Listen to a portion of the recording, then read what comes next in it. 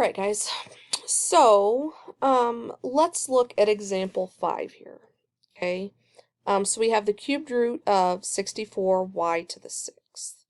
Okay, now I'm really scatterbrained, so and you definitely don't have to do this, but just a preference of mine, I like to separate them into like things. So cubed root of 64 times the cubed root of y to the 6th. And the reason I do that is just it's less for my poor little brain to think of at one time. Okay, so I know if I can break cubed root of 64 down and cubed root of y to the 6th down, then this should be easy. So let's do cubed root of 64. So 64 is even, so obviously 2 goes into it 32 times, 2 goes into that 16 times, 2 goes into it 8 times, 2 goes into it 4 times, 2 goes into 4 twice, 2, 1, 1, we're done. Now, we want cubed roots, so we want groups of 3, so 1, 2, 3, 1, 2, 3, so cubed root of 64 is just 2 times 2, which is 4.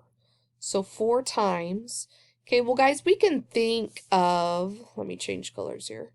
We can think of cubed root of y to the 6th as cubed root of y to the 3rd times y to the 3rd, okay, which is the cubed root of y cubed times the cubed root of y cubed. And now we know that cubed root and cubed kind of cancel each other out. Cubed root and cubed cancel each other out, so you're left with y times y, which is just y squared. Okay, so y squared. So if you put these together, your final answer would just be 4y squared, which is a lot nicer to look at than what we started with. Alright, so let's look at b now. Okay, so once again, I'm going to break this up. 4th root of x to the 4th over the 4th root of y to the 8th. Okay, now, if I look at this, the 4th root of any number, right, this could be a plus or minus of that number. Okay, so like the square root of 4 is plus or minus 2. Okay, however, when we take that to the 4th power, it will always be positive. Okay, so when I have 4th root of x to the 4th, these cancel each other out, and of course I'm left with just an x, but because of this 4th power, guys, I'm going to put an absolute value of x because I know it has to be a positive number. Okay, over, well, 4th root of y to the 8th. Okay, think of this as the 4th root of y to the 4th times y to the 4th, which is just the 4th root of y to the 4th times the 4th root of y to the 4th. Okay, this and this go away, this and this go away, so I'm left with y times y, which is y squared. So absolute value of x over y squared. Now, remember that you can never have 0 in the denominator, so I'm going to put a restriction on this that y can never equal 0. There's our answer. Alright, I want you to go ahead and try to do C and D on your own. So C is a lot like A, D is a lot like B, and then we will go over them. So C and D. Alright, hopefully you've worked C and D out on your own, so let's go over it. So cubed root of 27d to the 12th power, once again I broke it up and I looked at cubed root of 27 and then I looked at cubed root of d to the 12th. So I broke cubed root of 27 down over here, and that's just 3. Okay, and then cubed root of d to the 12th. A lot of you guys don't have to write all this out, and I'm going to stop writing it out here eventually, but here's all my work for that. So that's just d to the 4th. So your final answer would be 3d to the 4th.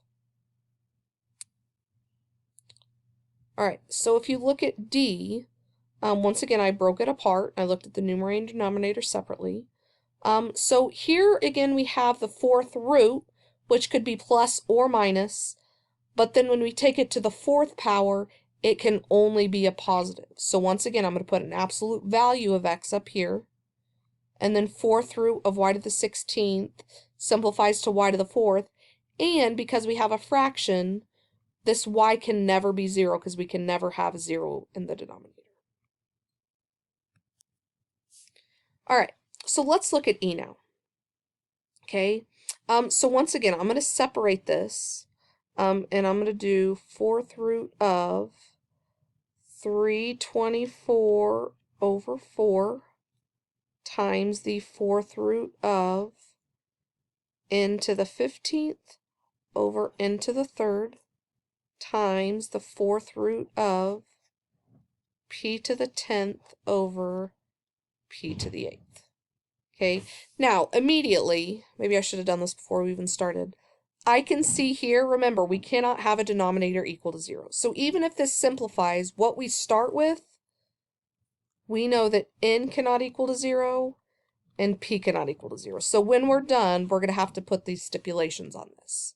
Okay, so if I go to simplify, that is the 4th root of 324 divided by 4 is 81 times the 4th root of, well, n to the 15th over n to the 3rd, 15 minus 3 is 12, so n to the 12th, times the 4th root of p to the 10th over p to the 8 is just p squared. Okay, all right, now let's simplify a little more. So 81, we want to break that down. Okay, so 3 goes into 81 27 times. 3 goes into 27, 9. 3 goes into 9 3 times. 3 goes into 3 once. Okay, we're looking for the 4th root.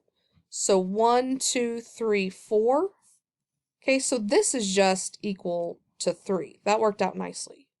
Okay, the 4th root of n squared, we should know by now that that's n to the 3rd.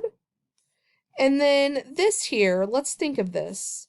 Let's rewrite this. This is p to the 2/4, right? If we want to write it in exponential form, which is the same thing as p squared. So we don't, or sorry, p to the 1/2. We really don't need a 4th power, we just need a square root. So I can do times the square root of p. It doesn't have to be the 4th root of p squared. Okay, those are the same thing. This is just in simplified version. So don't forget, our n cannot equal to 0, and our p cannot equal to 0. Even though it disappears from our denominator, since it's there from the beginning, we have to have those stipulations on them. So this would be my final answer.